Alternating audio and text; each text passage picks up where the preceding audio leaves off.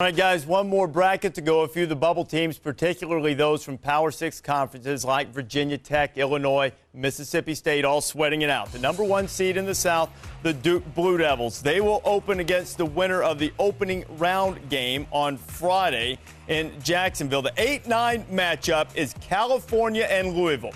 California, the regular season champion in the Pac-10. Only one top 50 win, but their strength of schedule is excellent. This is the bracket, Jay. It appears that they rewarded regular season champions, Cal and Utah State, coming out of the WAC, both making it in despite losses in their conference tournament. You know, and those are reasonable choices. They won their leagues. Both are solid teams, not great. Both you could have kept out. You could have made a good case for teams like Mississippi State or Illinois to get in. That's fine. But California is a tough matchup with Louisville that will press and also has an inside presence in Samardo Samuels. You know, Utah State, we saw UTEP earlier, so a couple of 12 seed spots being taken up by regular season champions of smaller conferences that lost in their conference tournament. Purdue, without Robbie Hummel, winds up on the 4 line. They will take on a veteran Siena team that beat Vanderbilt as a lower seed 2 years ago and beat Ohio State last year. You know, Siena, they've been to the last 2 tournaments, getting to the second round. They have no fear playing Purdue with or without Robbie Hummel. It's obvious he's out with that ACL. But when you look at Alex Franklin and Ryan Rossler inside, who's a double-double guy at 6'9", Fran McCaffrey knows now they got a chance to move into a second-round matchup. In the bottom half of the South bracket, the 2 seed will be a team that has really been on the slide in the latter stages of the season. Villanova lost 5 of its last 7. But the committee made it a point to say they weren't looking at those arbitrary number of games at the end of the season and making determinations. That works in favor of Jay Wright's team. They will open against Robert Morris in the 2-15 game. Richmond and St. Mary's. Richmond out of the Atlantic 10.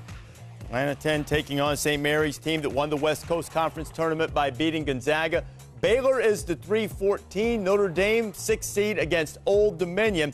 Baylor, the 3 seed. I know you've been very impressed with the way the Bears, Hubert, have picked up their game, particularly the interior with Epe Udoh. Well, I mean, they're an outstanding defensive team. They play a 2-3 zone, tremendous size and athleticism, particularly on the front end. And Epe Udoh, you mentioned, a transfer from Michigan, averaging close to a double-double in points and rebounds. We got some guards that can shoot. Tweety Carter from three-point range. Lace Darius Dunn. Both of those guards can get into the middle. They don't have a bench, but they've got Quincy Acey coming in, tremendous athleticism. I look for this Baylor team to go far. This is a very good basketball team coming out of the Big 12. Well, I'm a little nervous. Old Dominion, you know, I go back to 07. I said, no one wants to play. What was that team back in 07? You said Winthrop. No one wants to play with Winthrop. The brackets And I've said in November, the team you don't want to play in the first round is Old Dominion, and the Irish, the luck ran out. Why? I'll tell you, Gerald Lee is a solid player. MVP to conference tournament. They are a very big, solid basketball team. Ben Finney at 6'5" guard can play things, makes things happen. Frank Hassel inside at 6'8".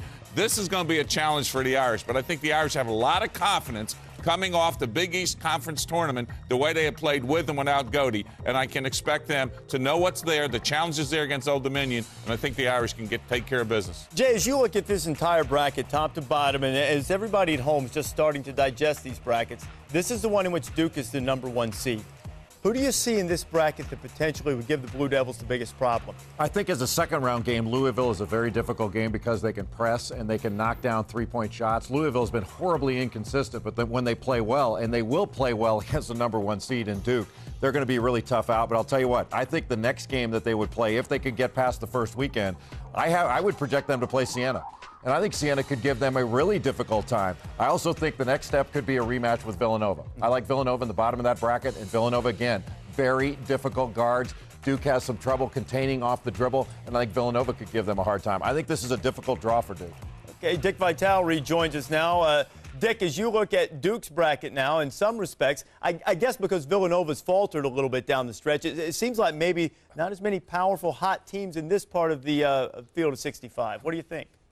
Well, you know, I like Villanova. I like a lot about that team. I think in the tournament, the quickness, the ability of Scotty Reynolds makes them a real threat. However you look there, I think that second-round matchup, if it's Louisville with Duke, could really be interesting. Remember this, Rick Pitino is an incredible motivator for the big moment, just as Jim Boeheim in Syracuse. And with their personnel, very dangerous. With Sosa and Samuels, they can create a lot of problems in that matchup if they get by California.